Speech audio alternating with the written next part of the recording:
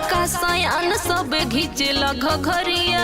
ओहो बड़ी परेशान रहतानी। तो घर में रहो। निकली बहरिया तो मारे लोग नजरिया। लइका सयान सब घिचे लग घरिया।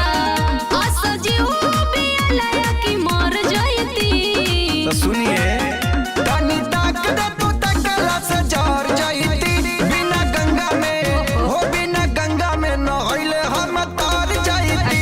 तनी ताक दे तू तकला से जर जयती। बिना गंगा में नहइले हम तर जयती।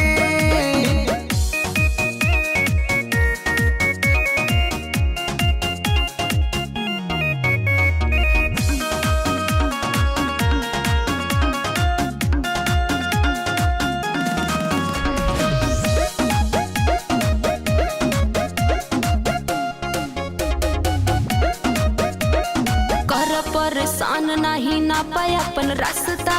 नहीं तो खराब कर भाल जैसे खसता। बुझाइल आरा से बिलोंग करती हो क्या?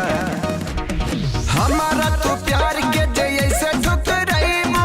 बात माना ये करे जा बड़ी पछताइबू। अरे जा हवा होई जाए तो बाबू जे रगोर जोईती। अर्जुन समझियो क्या? तनी ताक दे तू तकला से जर जयती। बिना गंगा में हो बिना गंगा में नहइले हम तर जयती। तनी ताक दे तू तकला से जर जयती। बिना गंगा में नहइले हम तर जयती। अरे जा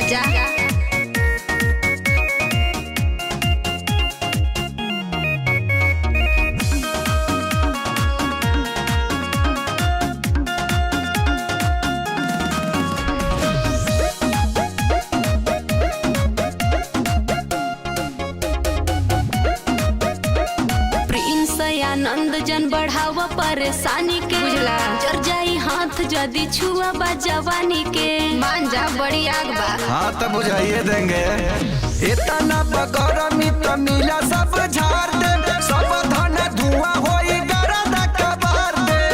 दुर्गा बिजोले के तार जसली पोट जोईती।